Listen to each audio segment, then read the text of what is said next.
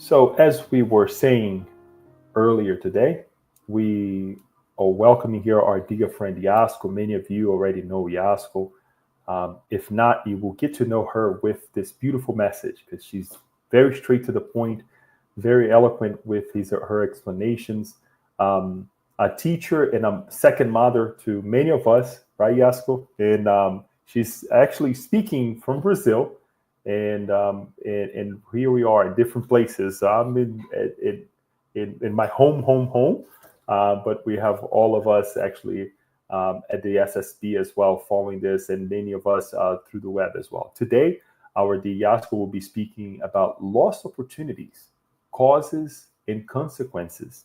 Who hasn't have who in the past didn't feel like, oh my gosh, that wasn't a lost opportunity? What's going to happen if we ever think about it, right, Yasko? That that lost opportunity will cause anything, right? On that note, with no further ado, I'll pass the word to you.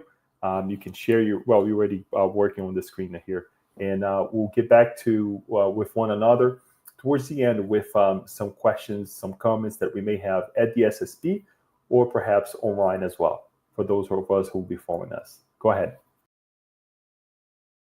Um, so nice to see, not to see you, but to be with you via the internet, video talk. Is amazing. Blessing times that we are in. We can stay far away, is still together, right?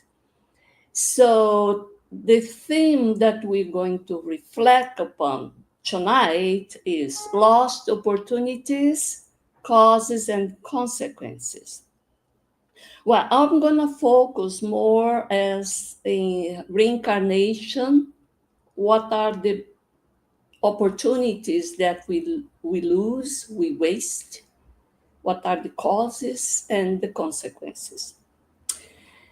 About 200,000 years ago or so, the modern man, the Homo sapiens sapiens, that means man who knows what he knows. He knows what he knows. He's conscious about this. So this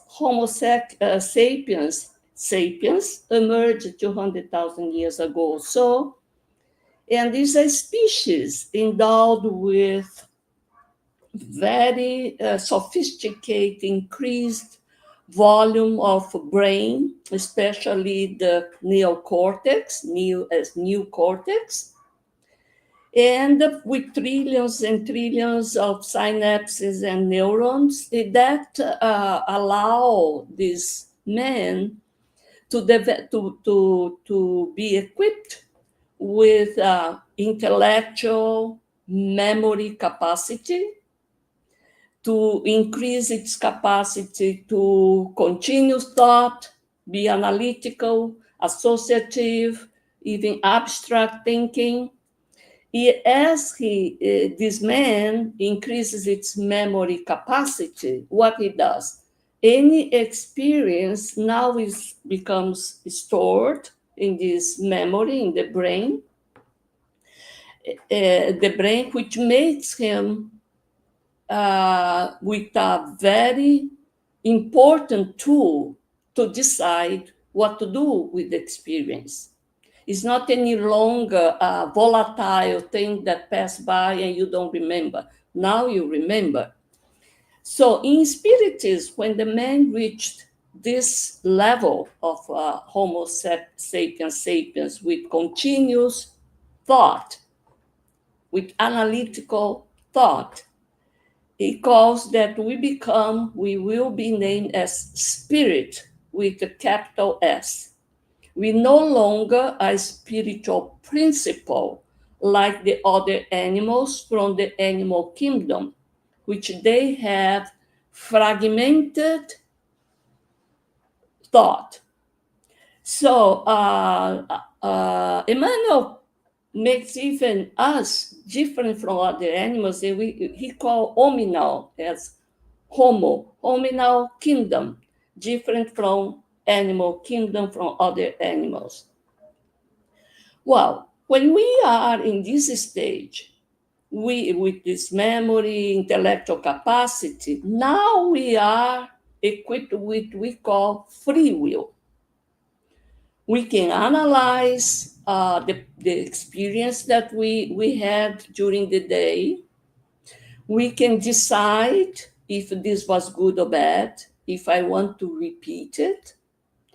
If this experience was good, but good only for me or good for my other people in the tribe, if I want to include them in this repetition, new edition, a little bit different of this experience, or be more sophisticated and say, well, I want to change this experience in order to not to include the rival tribes because I want to take advantage.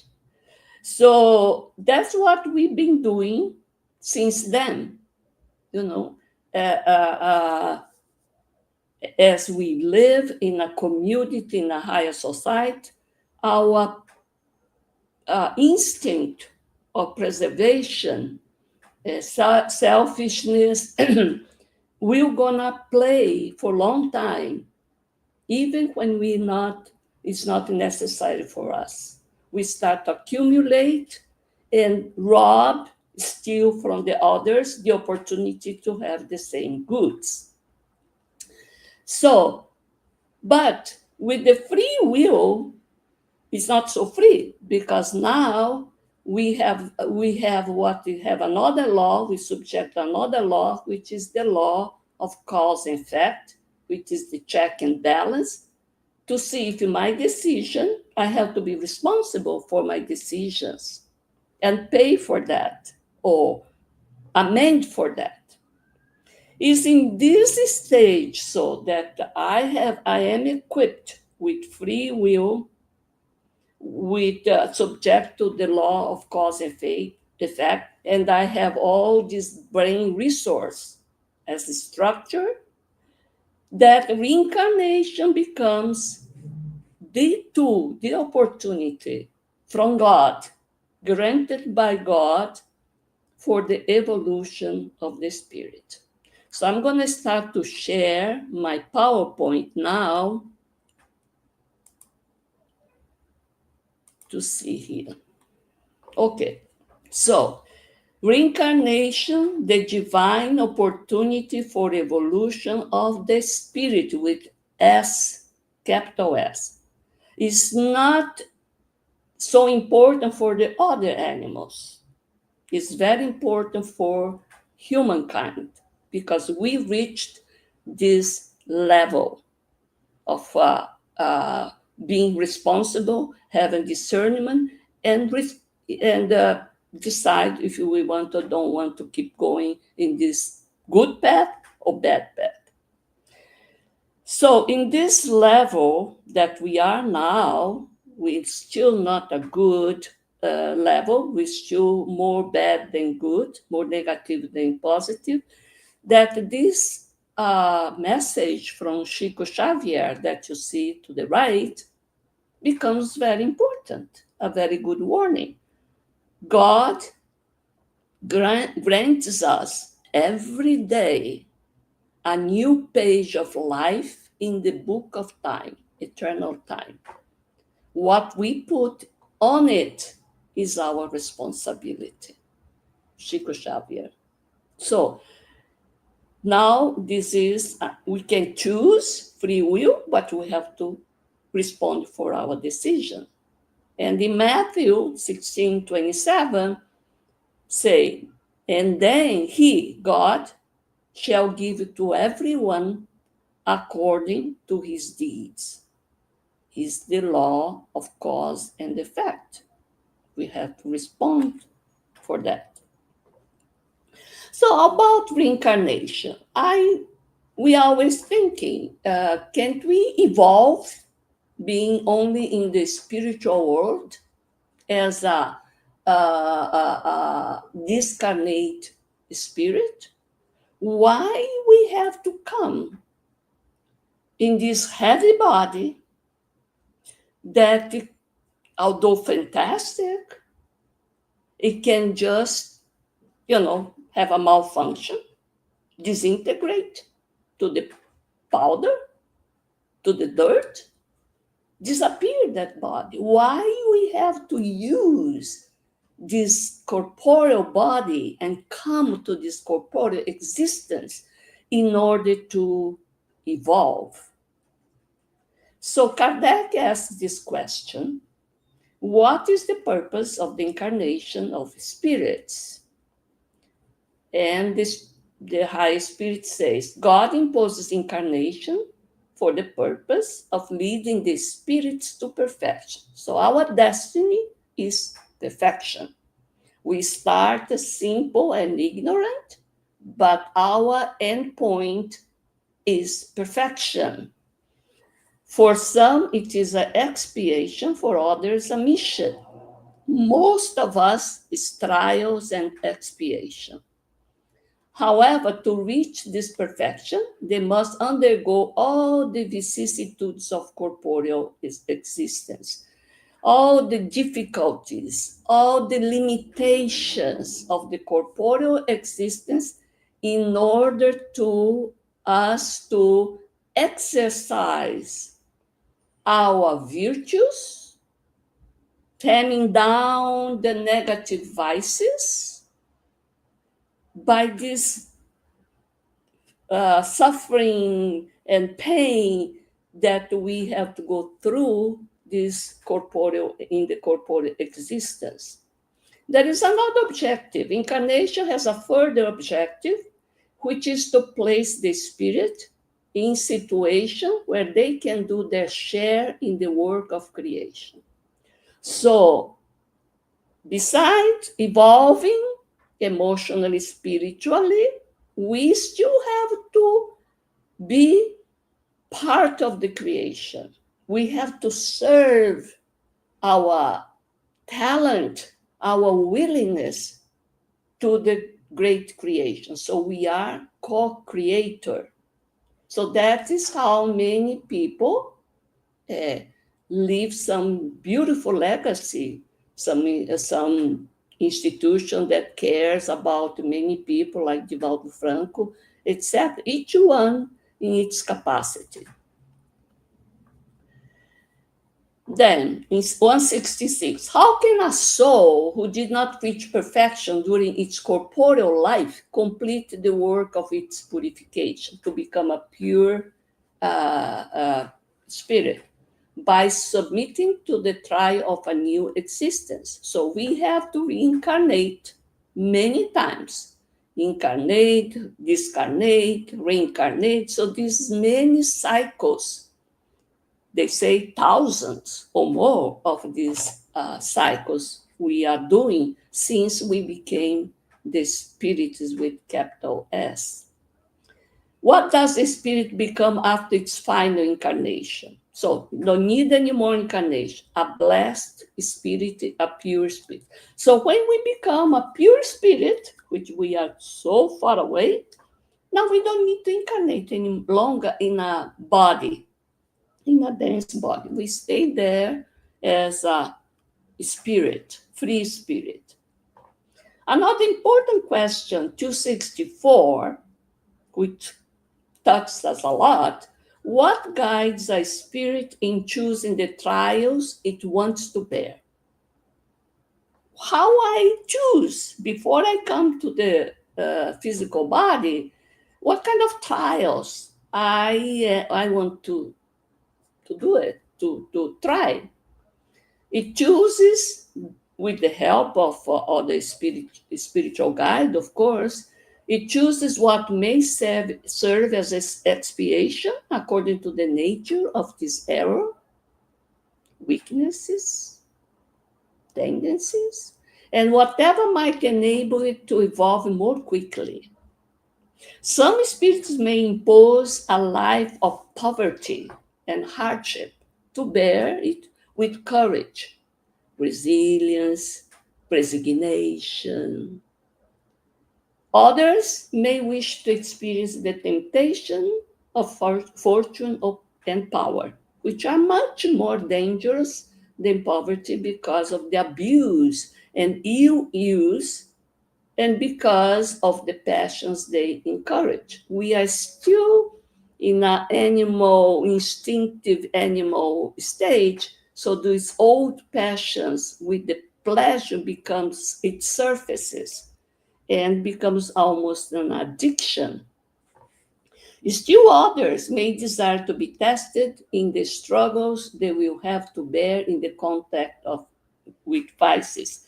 So if my vice is drug addiction, we are putting an environment not in the Nepal with the monks, but we're gonna be in a very heavy street in a big city or other type of vices. We are putting the correct environment in order to see if that we promise while before incarnating that we would like now to try because now my will is strong.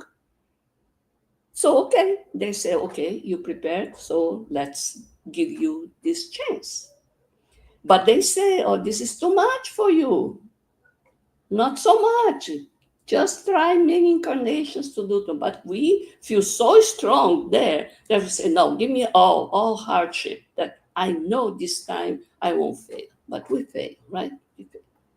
Okay. Then, of course, if we have to incarnate, what are the obstacles to the progress, to the spiritual progress? Pride and selfishness. And the guides say, I am referring to moral progress, since intellectual progress is always occurring. So this self-interest that underneath is our pride and selfishness is the bad things, because we are so focused in our interest only. We can expand a little bit to our family, our tribe, but not the others. That is the great obstacle to our moral progress. In what way can Spiritism contribute to progress? By destroying the materialism, one of the sores of society. It enables people to comprehend where their true interests lie. So, if we are too focused in the material goods, power is also from this earth. Too much power, too much consumerism, material goods. So the egotistic tendency will only channel this, my focus, to the materialism and not to the spiritual growth. So that's what they say, too much materialism. We forget about us as a whole spirit, that we need to take care of the spiritual part of us, not only body. So I made this table with the question, why do we waste our reincarnatory opportunities? There are causes. No?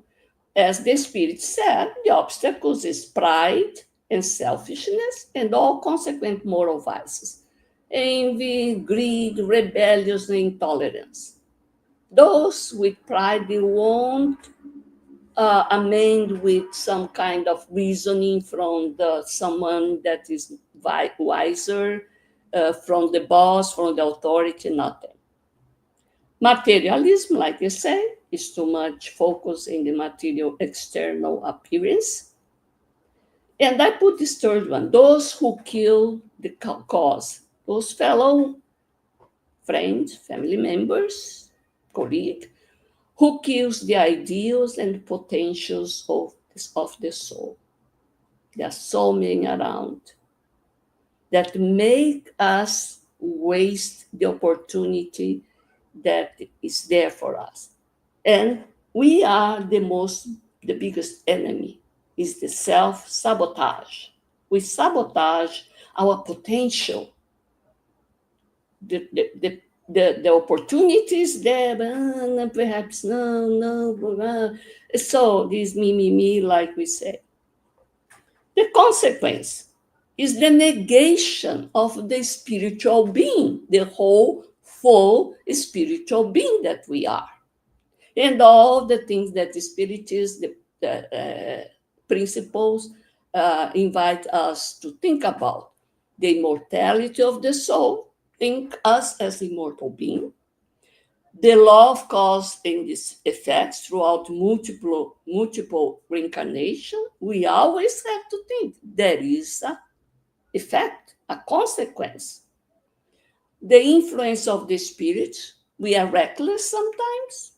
We think we are with our own power. No, but we have all the ones that are thinking like us, like drink like us, reckless like us, or we are accompanied by a good ones if we are in the level, in the vibration of the good spirits.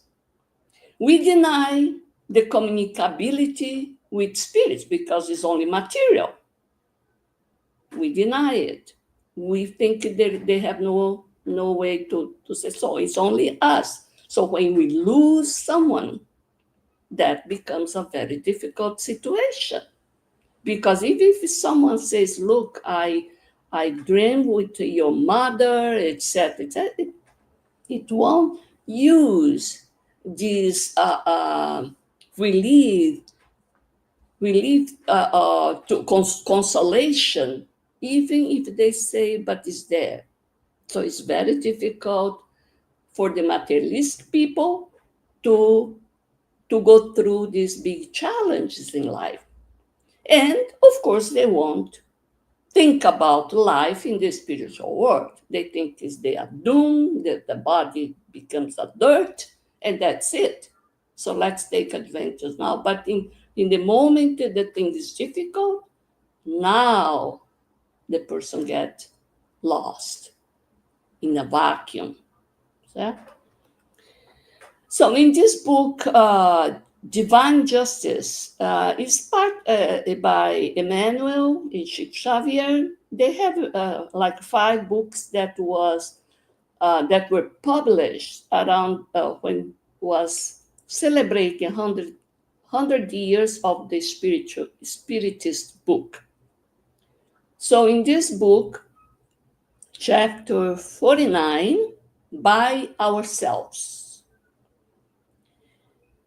Emmanuel said, when the death of the earthly body leads us to the society of spirits, the discarnate level, we are often surrounded by pure love, immersing ourselves in divine light. We have our familiar spirits, superior spirits that are there to embrace us.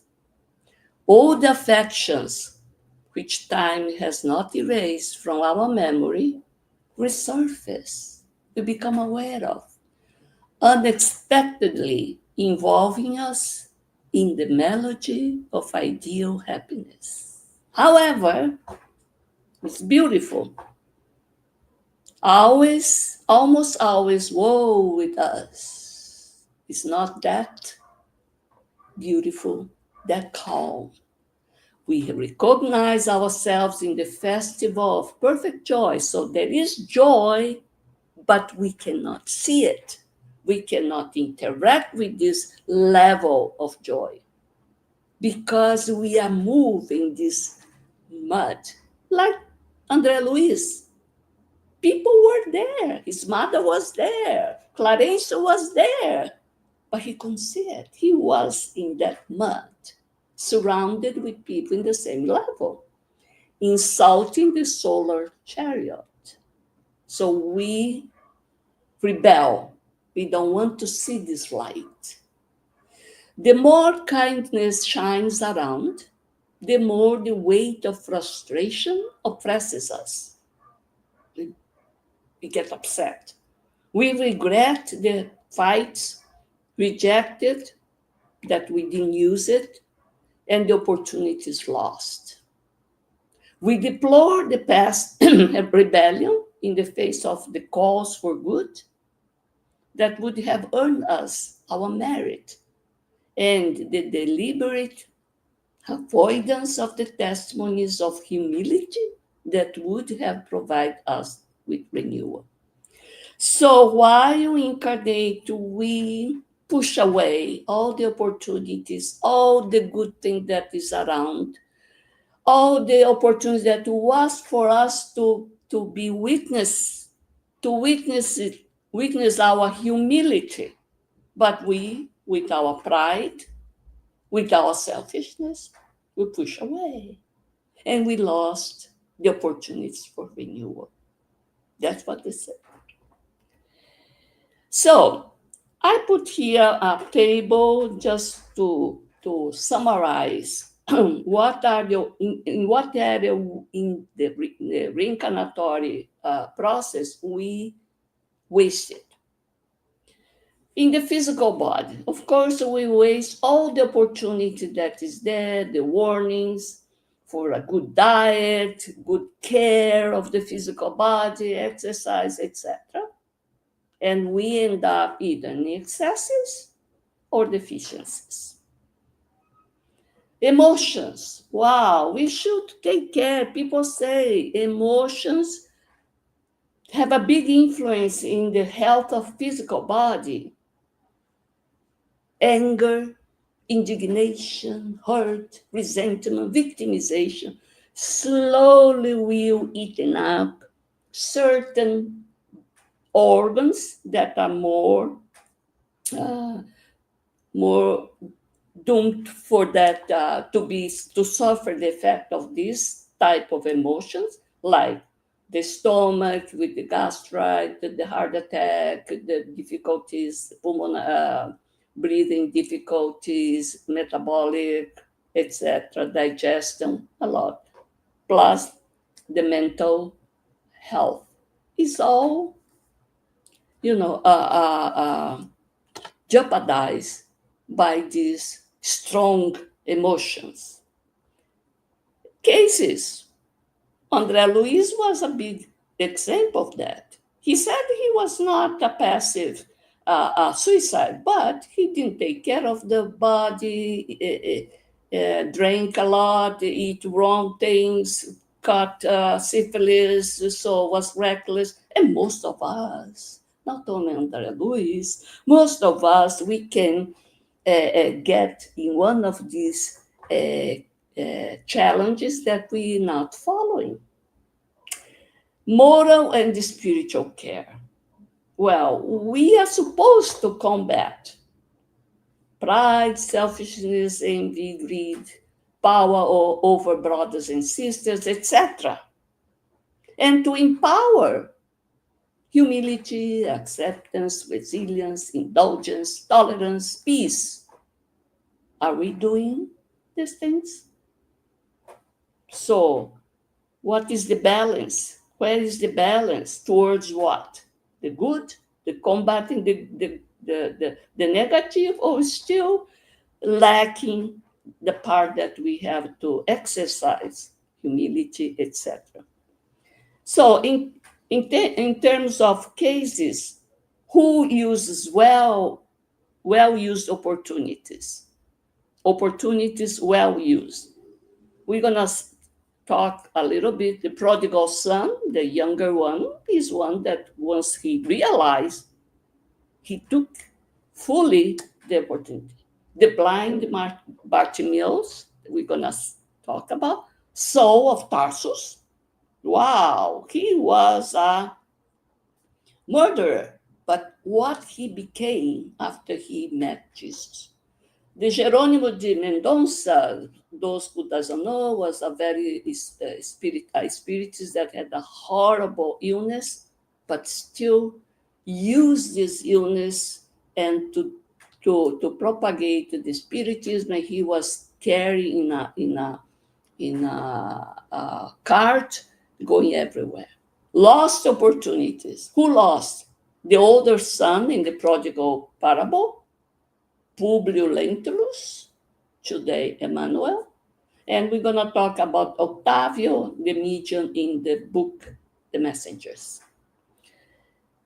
Call for co-creation. Remember that one of the objectives of the reincarnation, is serve as co-creator. We have to answer for that. Material and moral progress for the common good. Francis of Assisi is an example. Chico Xavier is an example. Divaldo Franco, a good example.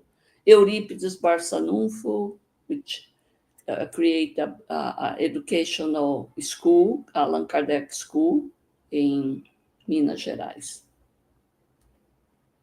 Okay, let's talk about some cases.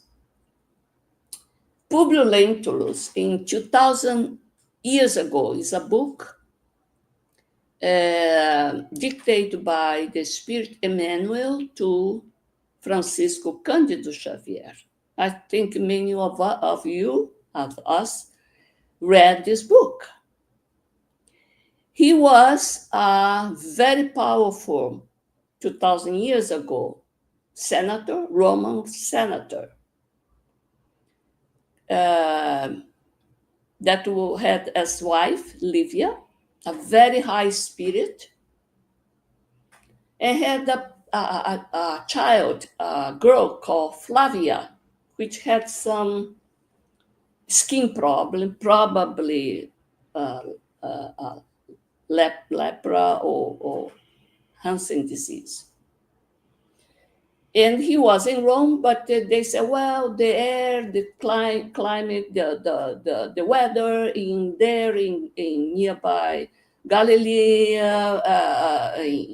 it was perhaps it's better for you, for the health of your daughter.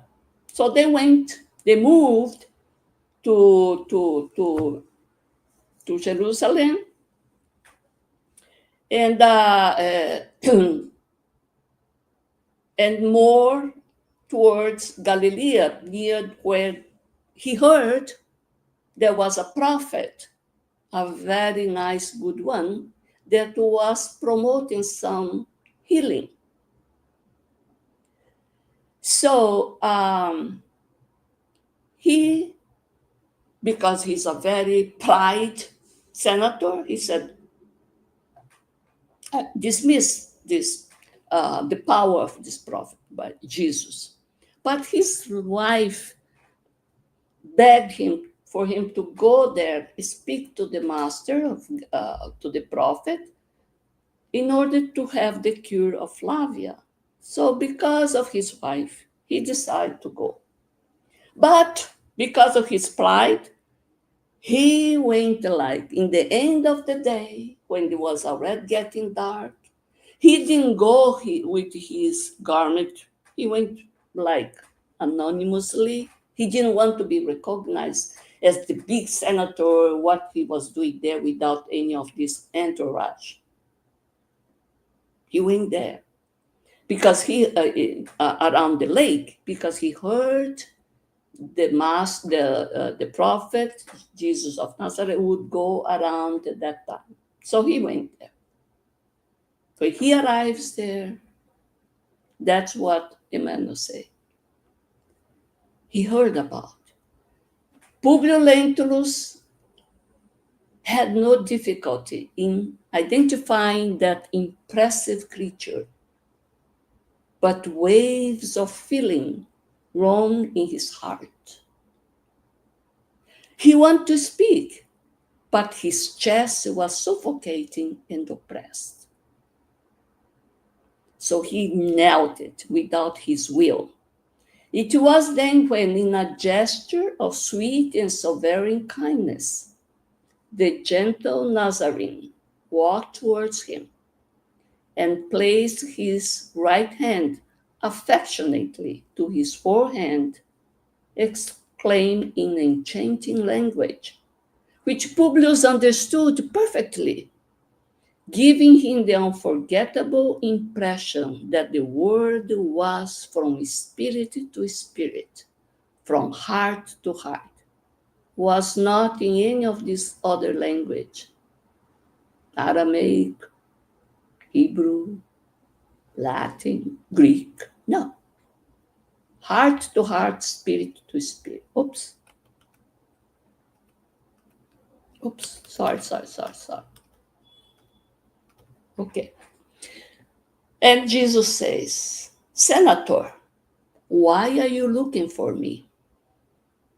It would be better if you sold me out publicly and at the brightest hour of the day, so that you could acquire at once and for the rest of your life the sublime lesson of faith and humility. Of course, he could not do that. Yes, I don't come looking for the superficial and proud statesman who only centuries of suffering can lead to my father's lap. I come to answer the supplication of a wretched and oppressed heart. And yet, my friend, it's not your feeling that saves the leprous little daughter who is helpless by the signs of the world, because you still have selfish and human reason. It is, yes, your wife's faith and love, because faith is divine. So it's point blank. Imagine what he felt. And he continues, Jesus, after long years of deviating from the good path, along the path of blatant errors, today you find a reference point for the regeneration of your entire life. There is a turning point. It's the opportunity. It is, however, up to you to take advantage of it now or in a few millennia. That's what took to him to become Emmanuel. A glorious minute sounds for your spirit at this moment. If you manage to use your freedom so that it will be in your heart for now on a song of love, humility, and faith in an indeterminable hour of redemption within eternity. Did Publio Lentulus use the opportunity? Imagine meet personally Jesus, and he felt how special that gentle Nazareth was, the power that he had over him. But as soon as the meeting's finished, he was going towards home. His pride become very big. He said, who do you think I am? I am the powerful senator from home. So when he arrived home, he almost denied that he met Jesus, that he promised to heal his daughter, and she was healed when he arrived. So Publius lost the opportunity, divine opportunity. 2,000 years took to him, very difficult incarnations, in order to fix what he could have taken that minute and change all the route of his journey. But the other one, Saul of Tarsus, he was very good. He was very bad, not bad in a sense to be bad, but he was in the wrong route because he was very diligent to protect the law of Moses. He became very, very severe prosecutor of the Christians that was putting down all the order of Moses' law. But once he met Jesus, not even personally, imagine, was just as a spirit, because by then Jesus had already crucified, but was enough for Saul of Tarsus. So as is described in the Acts of Apostle by Luke, or in Paul Stephen by Emmanuel is there is this. I'm gonna read the encounter of Saul with that light as he neared Damascus, because he was going from Jerusalem, going up north to get Ananias, which he wanted to kill him because he was the one that converted his beloved, how to say, noiva, person that he loved, to Christianity, to Jesus City. So he was very upset. He already killed, or ordered to be killed, her brother, Stephen, or Jesiel. But then he said, as he neared Damascus, he was after Ananias because he heard he was there. On his journey, suddenly a light from heaven flashed around him. He fell to the ground and heard a voice say to him, Saul of Saul, why do you persecute me? Who are you, Lord? Oh, Lord, he already recognized was a Lord. Saul asked, I am Jesus, whom you are persecuting. He replied, now get up and go into the city, and you will be told what you must do. For 3 days he was blind and did not eat or drink anything. Well, he didn't know it was supposed to be only 3 days. It could be 1 day, 3 days, 30 days. But he followed Jesus' order. Go and enter in the city. There you're going to find an inn, and you stay there until the sign comes. And then the sign came by Ananias, because the Lord appeared during his sleep and said, go, this man, Saul, is my chosen instrument to proclaim my name to the Gentiles and their kings and to the people of Israel. I will show him how much he must endure for my name. Of course, Ananias in the beginning said, are you sure, Lord? This is the one that is coming to kill me, to persecute me. You want me to go there face to face? He said, yes, because he is my chosen face to proclaim my name to the Gentiles, to the kings, to the people of Israel. How much he endured in his name? In Corinthians 2, chapter 11, 24 to 26, he lists, Saul lists all the endurance that he had to go through by propagating Jesus' teaching. 5 times I received from Jews, from his people, right? The 40 lashes minus 1, because they could not give 40. They have to give 39. 3 times I was beaten with rods. Once I was pelted with stones. 3 times I was shipwrecked. I spent a night and a day in the open sea. I have been in danger from rivers, in danger from bandits, in danger from my fellow Jews, in danger from Gentiles. So he was stoned from everywhere. In danger in the city, in danger in the country, in danger in the sea, at the sea, and in danger from false believers. So he suffered a lot, but still he was faithful to the word of Jesus. He was very faithful. So he used the opportunity that arrived to him fully.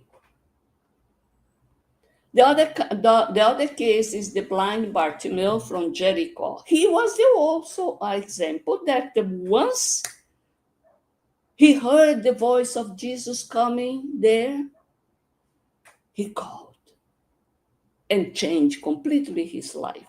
Look at that, how Mark says. Then they came to Jericho. It was a group, Jesus and the group of the disciples and the group of the followers. As Jesus and his disciples, together with the large crowd, were leaving the city, a blind man, Bartimaeus, which means son of Bartimaeus, he didn't have even name, was sitting by the roadside begging. Look at that, his position, passive situation, sitting there, blind, roadside, begging. He had this clothes that was given by the temple, and that is the identity for him being for him to be a beggar. He's allowed to be a beggar while he had escaped. So he was there passive, but when he heard that it was Jesus of Nazareth, he began to shout, Jesus, son of David, have mercy of me. And those that were around said, come on, no? Be quiet. Why are you shouting like that? Then he went much louder. Son of David, have mercy on me. Until Jesus stopped and said, call him. Jesus didn't went there. He said, call him. So the same man, crowd that were before saying, shut up, now they went there. Cheer up on your feet. He is calling you. So they guide him to Jesus. So you see how people that are around us, once they are some block in our life, sometimes they are our helpers, the same people. Throwing his cloak aside his feet and came to Jesus.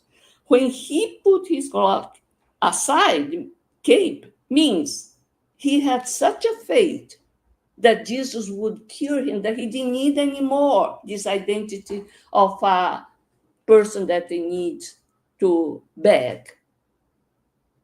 So Jesus said, what do you want me to do for you? Rabbi, I want to see, because he needs to be sure what he wants. Go, your faith has healed you. Immediately he received his sight and followed Jesus along the road. Now he's not any longer in a passive mode. He was full of certainty that he had to follow Jesus along the road, not in roadside anymore. So he changed. So we ask, how many of us do that? Have such a certainty and change the route of our journey. This is an example of using and take advantage of the opportunities fully. And here, very quickly, some cases in the Bible, Zacchaeus, which also took a great advantage. He was the tax collector. When Jesus said, tonight I have to be in your house. Oh, he changed completely his life.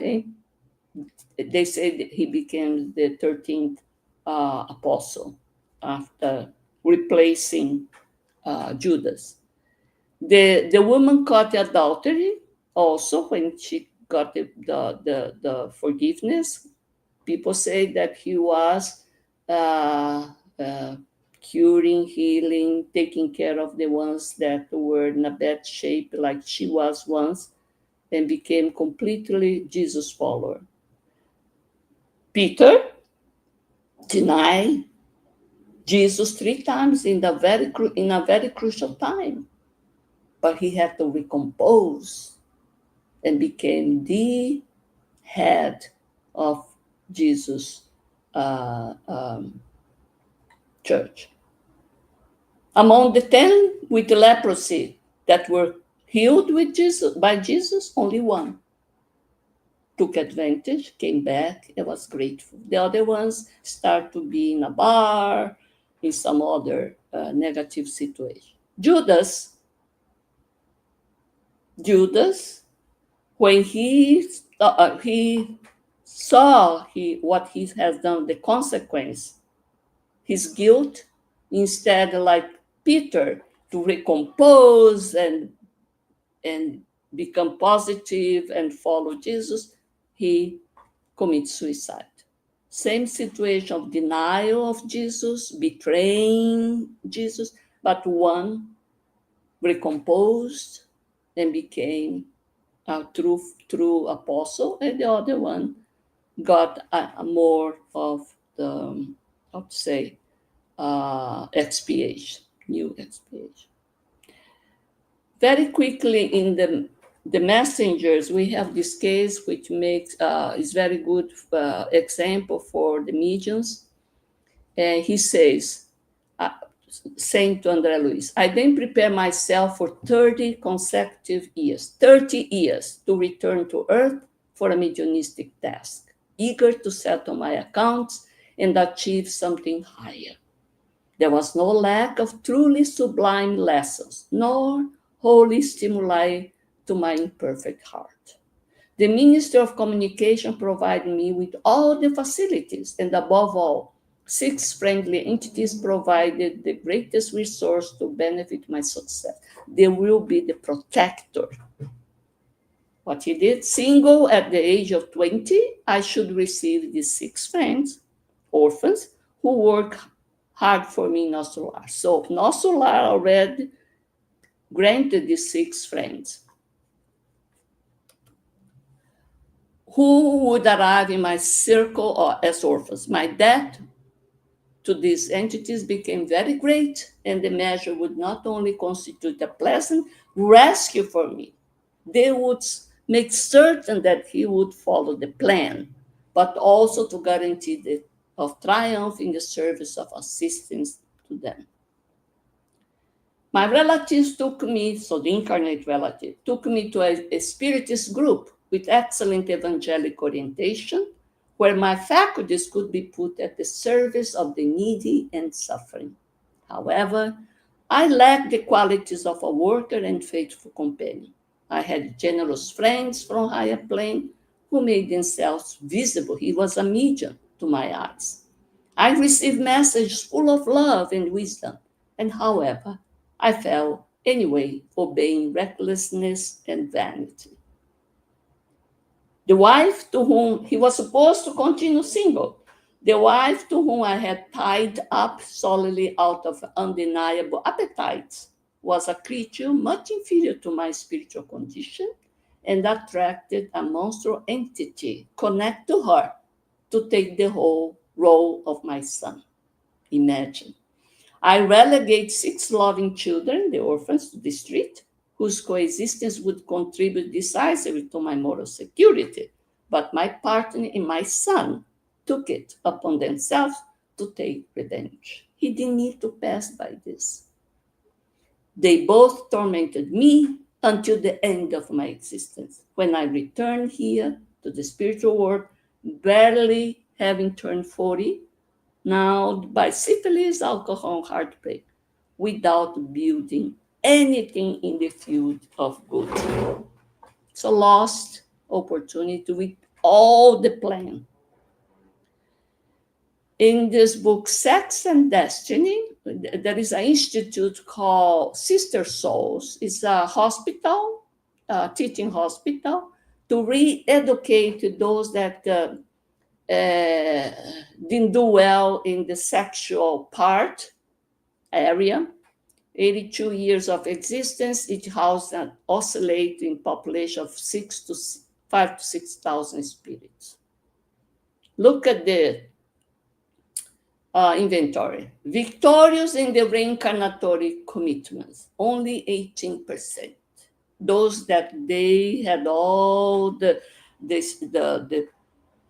study, the understanding to go to reincarnate, but then they failed. They came back, the victorious 18%, improved 22%, very imperfectly improved 26%, burdened by regrettable painful debts 34%. So most of the people, even though they were instructed for the reincarnation and to be strong, they fail. But they say, the assistant said, but that no one on earth can evaluate the expectation, tenderness, effort, and sacrifice with which these embodied, discarnate friends cheer for the triumph and partial improvement of their loved ones in service of. So they all are waiting, please be victorious, please win it. This, you're gonna be okay. No. So, but they say, on the other hand, they praise the praise the prize award to the winners. Apprentices who graduate through the substantial use of resources provided by the organizations are honored with admirable job opportunities in higher resorts according to the desires they express. So it's not this paradise, it's work, honorable work, job. That all of them, those that failed after being sufficiently instructed, return to their earthly home, back to reincarnate, where they reincarnate as far as possible in the environments in which they failed, in the blood teams that they impose losses on them or that suffer the damage from them. So they said the majority of the time we return to the same familial group in order to pay back, to fix it.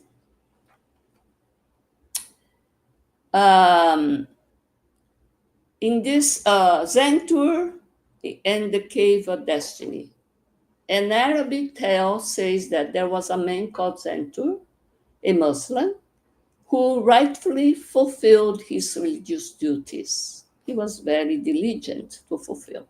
And on one time, as he was going up to the mosque, he came across a beggar who asked him for alms. And Zentur promptly took out a coin from his tunic and gave it to that beggar and sat down on the step, began to talk, consoling him, helping him. Very good talk. Seemed perfect guy.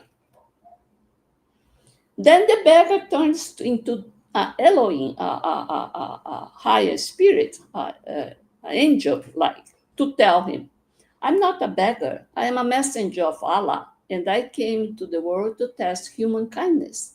And to the people who were good to me, I could grant them a great wish, the right to stay 5 minutes inside the cave of destiny with a book where all the names of the inhabitants of the earth were written, with their past, present, and future, including yours. In these 5 minutes, Zentur would have the opportunity to erase his future.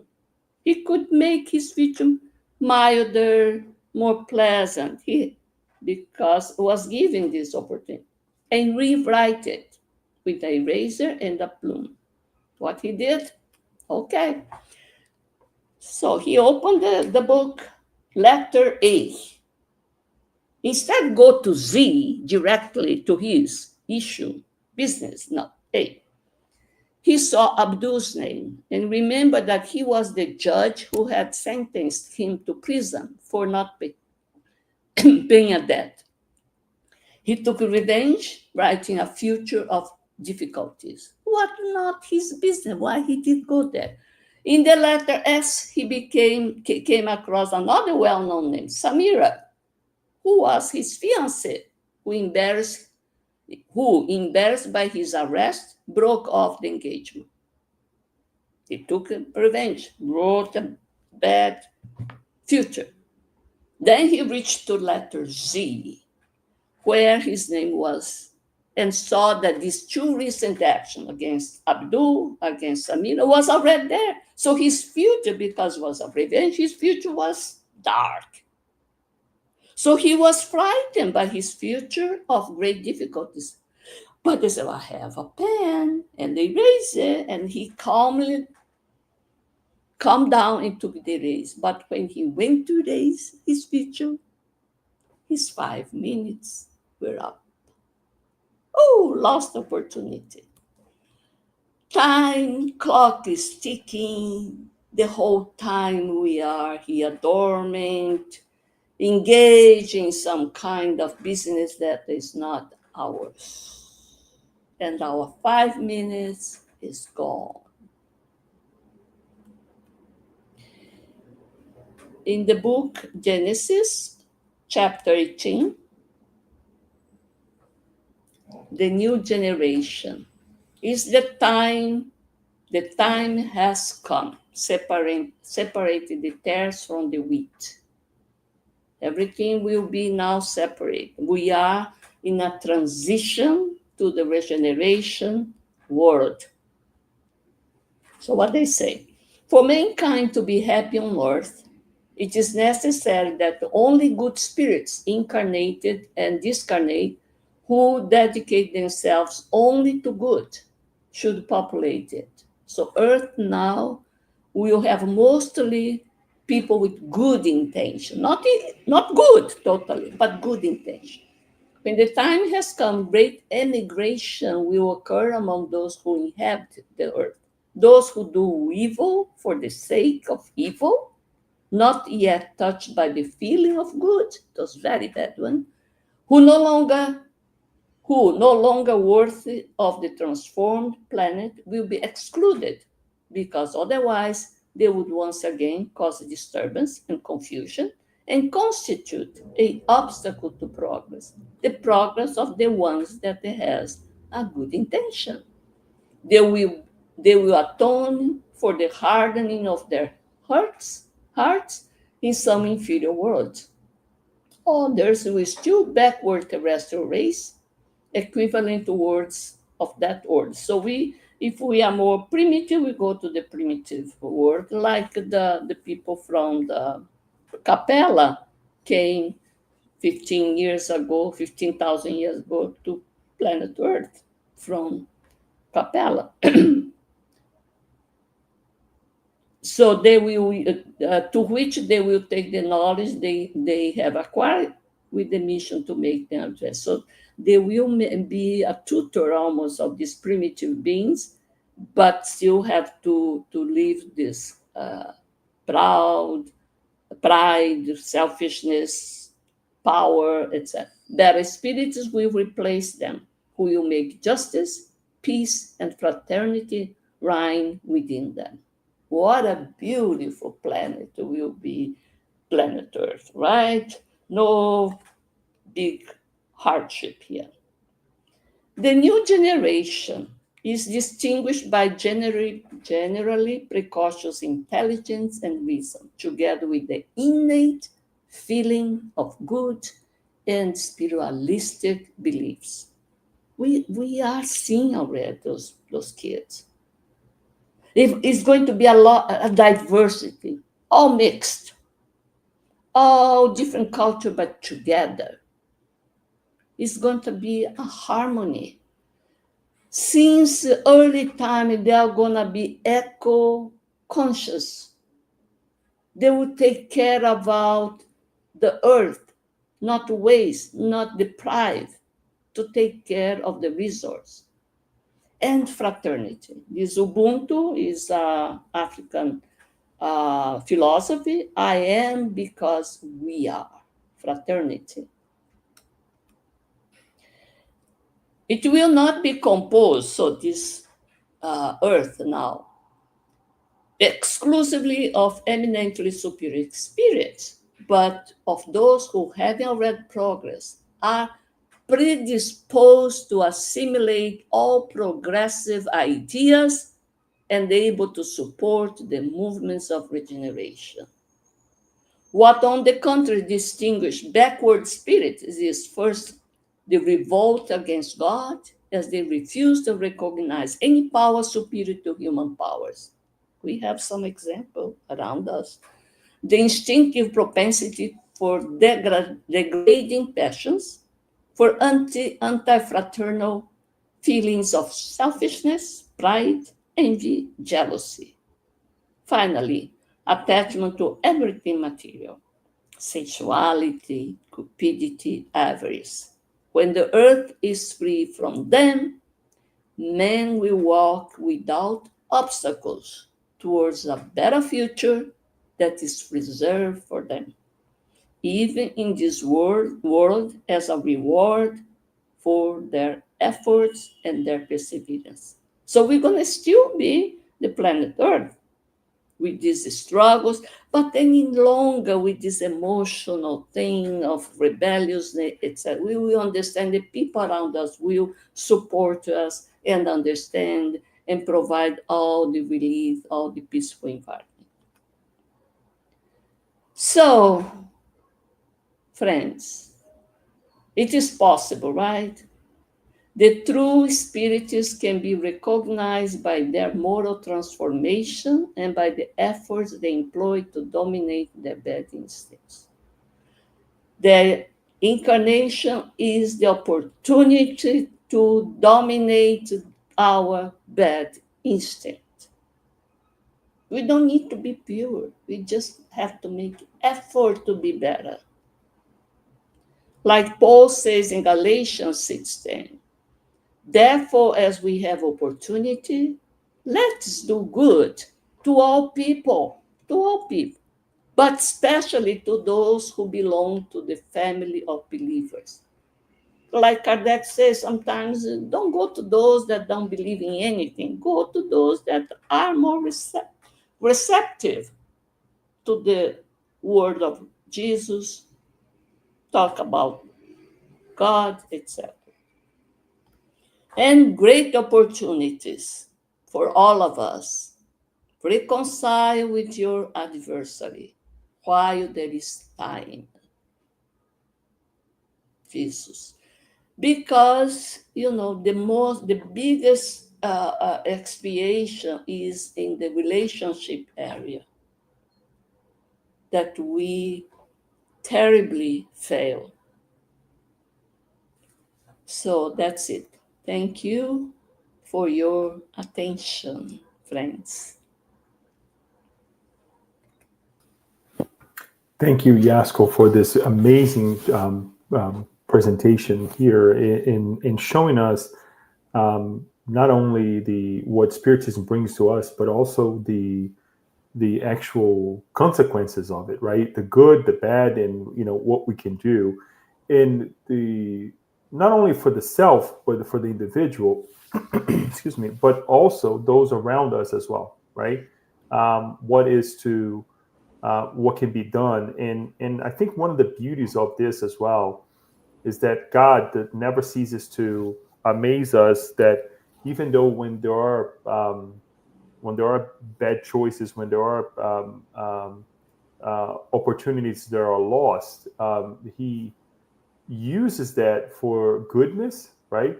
And to perhaps give us other chances that will be even more, perhaps a little bit more difficult, but even ever more fruitful if that opportunity, that new opportunity, obviously is utilized, right, or well taken, right? So thank you so much for this, because it is a tough moment in our lives when we look back and we realize that I should have done, right. We often don't think about what we often think about the things that we did wrong, and sometimes we forget about the things that we did not do, right. That is also something really to think about with this message too. So thank you. I would like to just share a couple of things here, with us here. Chris saying, Yasco. Hi, Hi. Yasco. And then I have also Alba saying, so happy to see you, dear Yasco. And I think I am certain that Alba is speaking for all of us here. So it's good to have you here. It's good to be with you in this setting, right, where we're working together and harmonizing ourselves together. So thank you for this. Abby saying, hi, Yasco, great hearing you as well. So Hi, Abby. right, all the highs, all the celebration for us to be You here. see you. Yep. What I would like to do at this point, I know Agnes is at the center there, so I'll read for one message, one question coming here, Agnes, and then I'll pass the word to you. We'll kind of Can to I see circulate the like that. people that are asking I in the audience? I don't we don't have No? the camera set up there, but we But will. we will try. Together with Agnes. If But Yeah, we will try. Hi, yeah, we Yasco. can. What I Well, we was will gonna. try. If somebody has a question here, maybe you can come over here yes, Right. on yes. the podium so Right. we can so So, you all can right, see the you can Yasco. stay there. You can stay there with us, Agnes. Thank you. Okay. Let me read one from here from online first, and then I'll pass the word to you, Agnes. All right. So, Daniel, with the first one. Hi, Yasco. Is there a way to quantify the moral weight of a lost opportunity, especially when it involves potential benefits for others, without falling into paralyzing regret or dangerous self justification? I think it's a tough quantification. When we realize, they say the moral suffering is much more excruciating than the physical pain. That's what people say. But of course, in order to feel the pain, the moral, the opportunity for the moral evolution, you have to be aware. You have to repent. If you those that don't repent, they continue to be very happy the way they are. Those are the spirits that are bad. They are not touched by the goodness, and they want to continue to be bad. But once we feel guilt, the guilt is tough. This feeling of guilt is because you realize that you lost the opportunity, you did wrong, and that was a big consequence, not only to that particular person, but all the people around that person. Imagine if you made that person lose some position in the job. What are the consequences? Not only to the employee, but to the family, to the education of the children, to his pride. If he's not so strong, he may go to depression. There's all different ramification. And when we are incarnate, probably we cannot see this thing because we don't go to this life of these people to see what happened from my act. But once you are free spirit, you are aware what is the extent of the damage you made by doing the bad or not doing the good. Because we have opportunities to do the good, to be certain, have a certainty to say, no, it was not his fault. But if you get mute on the top of the fence, you let the wrong person to be prosecuted. So not to do bad is not enough. We have to do the good that we are capable of doing. But only the person can evaluate the weight. And it depends on the level of awareness, guilty feelings, how much the pride was away already in order for me to be sensitive. Because if the pride self is high, I'm completely shielded. I don't feel anything, right? So it's only the person, the level of awareness of that spirit that will evaluate. Of course, he's going to, once he realizes, he's going to be so upset beyond what is supposed to be. But now comes the good spirit say, look, son, I also made a mistake, but I'm here. Like Peter. Peter wept when he realized what he did to Jesus. That pain was so, but he used that pain, that feeling, guilt feeling, to console people that would come to him saying, you don't know what I am, like Mary of Magdalene. You don't know what I have done. And he says, And you don't know what I did to my master. I was the one that lived with him day and night for 3 years. He trusted me, and I failed. I denied. So who am I to say that you don't deserve? Jesus gave me the opportunity to recompose my life.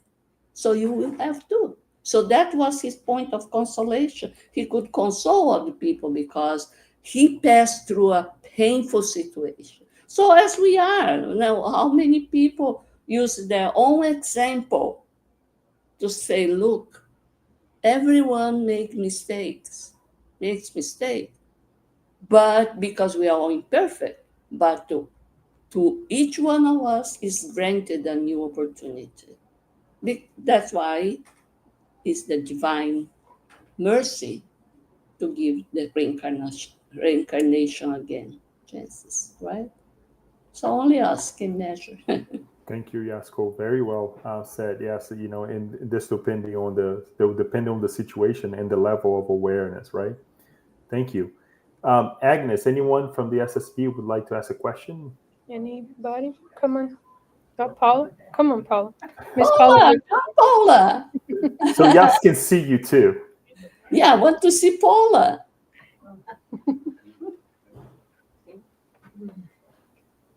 We go behind the box. I feel like I'm stepping into a time machine.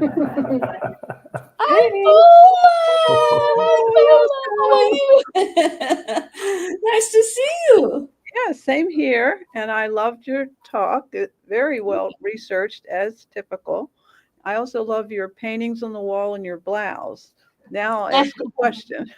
Yeah, I'm here with some friends and we're working on the topic of free will. So when you started, I understood that we acquired the free will when we became Homo sapiens sapiens. Now, is this a capacity that exists in a relatively the same way throughout our life? And what happens when we make wrong choices and start to slip off the path and get engulfed with our addictions? Is it still there to the same degree, but it gets obscured? You see where I'm going. You can figure this out. So the free will cannot occur without the intellectual brain capacity, because you have to have memory capacity, intellectual capacity. So you won't see this free will in other animals or humans before being Homo sapiens sapiens, the wise man, the modern man. So only when you have the intellectual, cerebral capacity in order to check the information, the experience, start to sense the pain, that pain in the others was consequence of its act. So this is a slow thousands, 2,000, 3,000 years of development. But this is also us experiencing pain, joy from the people that are surrounding us. So it becomes important when we start to live in community. When the agricultural revolution happens in the Mesopotamia area, say 20,000 years ago, because when you are nomad, who cares? You have only one or two people with you. If you don't share that little thing that you got in the field, a seed or something, or don't share correctly the piece of the bird that you somehow or fish, whatever, there's not such a big consequence because but when you start to be in the community becomes rich and you have to share the goods, the agricultural goods, etc. Now I say, why I should share this? You have the free will not to share it with the rival or the neighbor tribe. It's not even a rival yet, it's a neighbor. I want to my family. So you want to store beyond what you need and even jeopardize their culture. So you have slowly you will develop the ethics, the free will. You in check and balance, you see how good, how bad it was, and keep storing this experience and say, I no longer want to choose it this way because I know the consequence. I know that I gain a little bit, but the pain imposed to that was so bad, you know. So you slowly, the society now in group, they start to develop, to share, to develop the ethics, moral values, not only the individual, as a society. And the culture slowly changed. If the culture before was first for me and grab, etc., and kill, I can kill in order to get, to defend my family. We're doing still now. What 100 years ago was permitted, was even a way to celebrate. Now, you cannot accept anymore. You know, to kill the animals, to the gladiators in front in order for the do. So it's a slow process. And individually, what was okay for me, and I chose this way, like abortion. When the person 20, 30 years after say, I commit that horrible act, I don't know how to, well, but you're not any longer that person 20, 30 years ago. You evolved morally. So now that you're not any longer that person, you won't, if it was for you, you won't make an abortion anymore. Because you change, we get better. Now you help others by illustrating your case and help other people, teenagers, whatever, not to do that, or to help to rescue some babies or whatever. So what was okay when we were teenage was not any longer now, but we cannot kill ourselves now. This was a choice there with the check and balance. Now we know that this was not correct. I won't do anymore. So it's a slow process. Very slow. This free will and the check and balance law. Yeah. Thank you, Yasco. This is a great reminder that we're learning, right? We're learning even with our mistakes, It's right? a dynamic. Right. It's not without the lost opportunity, without the error, perhaps we would never learn. And I think No. that shows the grace It's of God. the failure is part of the process. victory, the Very well. success. Very well. Thank Yeah. you. So let me read one more here. Well, I think I see Paula there. So, Paula, would you like to? Yeah, I just want to clarify to make sure I got it. I understand the moral evolution, that as we have more experience in community and we make different choices, we get better and more evolved. I think I'm still trying to parse out the free will skill in itself. Is that a relative constant, or is that evolving hand in hand with all these moral situations? I think that's what I'm getting It from you. goes hand in hand, talk about also about the community we're in. So we may go quicker if we are inserted in one community. Imagine if you are in a community with people that are wiser, like the monks, the religious people, versus be in some favela not, but in some streets of gangsters or whatever. It's a different moral. You may go slower because it's, I'm you know. sorry. So free will is a growing, evolving capacity that I guess at the point you become a pure spirit, you don't really need it anymore. No, that's Okay, it. I got That's it. Yeah, you don't need any more free will Thank because you are all in that spiritual purity, right? Yeah, it's exactly what Paula said. As we become purer and purer, we don't need to apply our free will anymore. Thank you, Yasco. I'll read one more here as we're getting closer to time here. Instead of dwelling on what if, how can you shift your focus to what now and actively create new opportunities based on the lessons learned from those you missed? Yeah, what if it delays? I think it's a waste of time. This what if? What if what? I think it's better to say what it says. What now? But it's very difficult because we are still very, how to say, insecure. But it is because you cannot change the past. What has been done has been done. You cannot change any longer the past. What Chico says, well, the past you cannot change, but you can change today, make it different. So tomorrow there is a different future. So I think the what if is an exercise that is good for a certain extent in order for you to be analytical.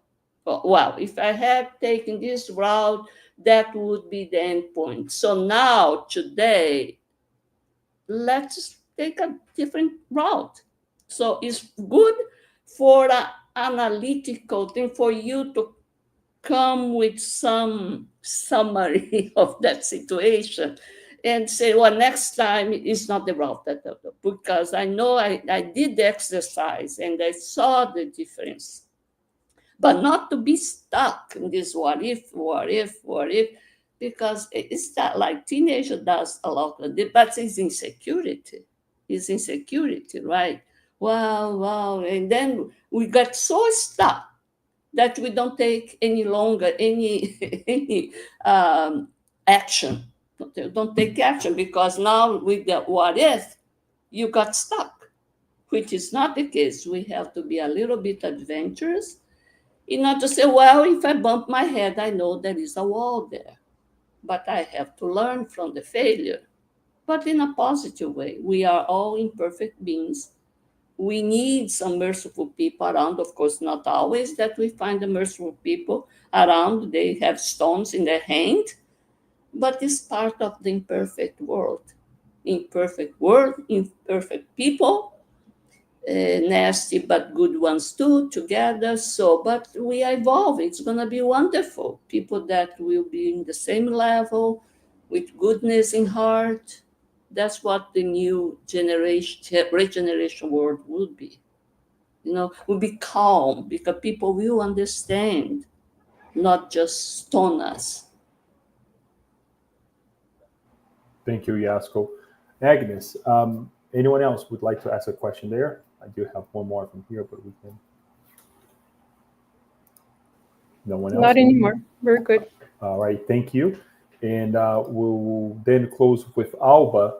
And she says, how can we recognize the opportunities in our current reincarnation since we are called to be creators, co-creators in the work of the good? Well, I always say, when the first time we pass that idea or pass some words, I may dismiss it. When the second time the same thing passed by me, I said, wow, I heard this before. I saw this before. But the third time, I better do something. It is a warning. It's something that say, look, and then comes some tendencies that you have abilities to do that, appear someone that needs you to listen to them. Yeah? So I think we know when it's for us. When the third time you dismiss it, is because you want really to dismiss it. And the co-creator, I think the work always comes. It's not the big work. We tend to think it's gonna be big work, big missionary work, like Chico Xavier, Divaldo Franco. No, it's within our family members a little bit, to help some family members to go to the correct route, to help in this way, put a block here to not go to the wrong place. Sometimes it's a small task, small task, and just to remove the small roadblocks, little stones, which is the main condition that we stumble. It's not the big stones that we block everything in front of us. We go around, but the tiny ones is the one that we trip and fall. If there is someone that remove that, smooth that road for you, warn you, you don't fall, at least not so many times. So those are the ones that when the person smooth your life to be easier, smoother. It's a beautiful thing to have a friend that do this for you, mothers, sisters. Yep. Thank you, Yasco. This is extremely important. I just want to like to highlight before we finalize here something that you said at the beginning of the talk as well. In that, obviously our free will, even after we acquire, it is for sure limited based on our moral understanding or intellectual understanding of life, right? But most certainly, when we discover also there are causes and effects, right? And especially the effects.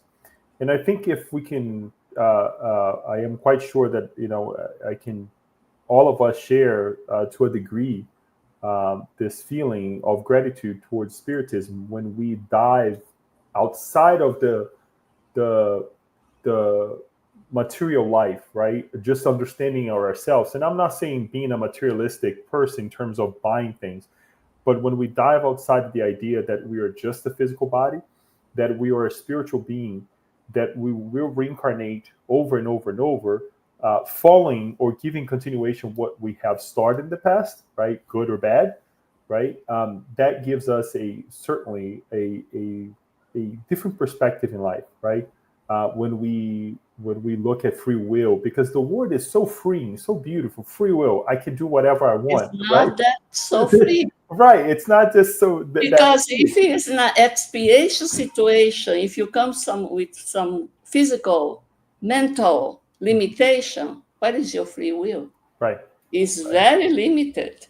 right. So it's free in some way, but not that free because it's imposed some limitations. Right, right. So, I to finalize, I would like to say thank you for this beautiful reminder, because this really, again, it brings us back to the idea of living a better life. I'm not going to say righteous because we're not perfect yet. And I No. think the righteousness, leads us to believe that, we ought to be perfect. No, I mean, do our best, right? Weigh the consequences if we can. Even if we miss once or twice or three times, then hopefully Doesn't matter. the fourth time we're going to say, wait a minute, let me take a step back here and make a Each better of our little fault 3 or 4 times. We have eternity for the billions of things that we right, have. right. But thank you for this reminder. I would like to propose then for us to say our final prayer. Stay here with us, Yasco, and all of those at the SSB. Thank you for watching. Those who are watching us online as well, and in the future, share with us, your comments, your ideas about this, and let us say our final prayer so we can bid ourselves farewell. Dear Master Jesus, dear Creator, we would like to give thanks for this amazing reminder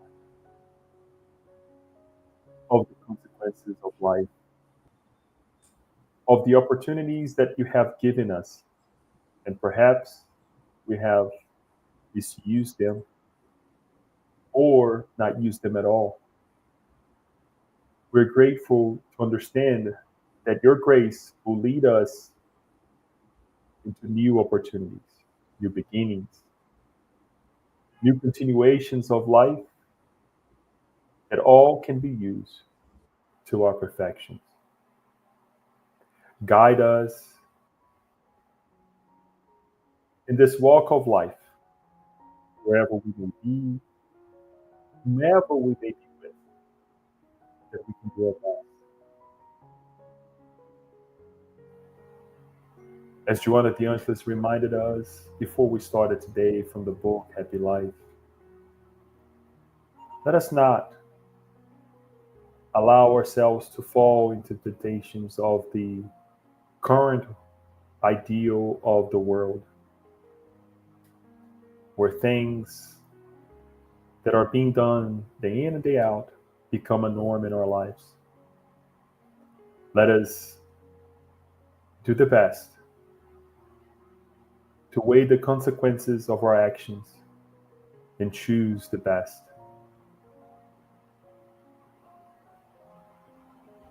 We also ask that you guide the minds and hearts of our family members, our friends, so that they can also partake with this new ideal or this reminder with us today.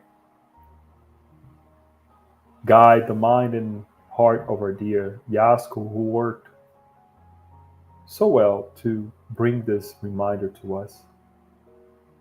And may each one of us go back to our homes, to our daily tasks, our daily lives, a better person.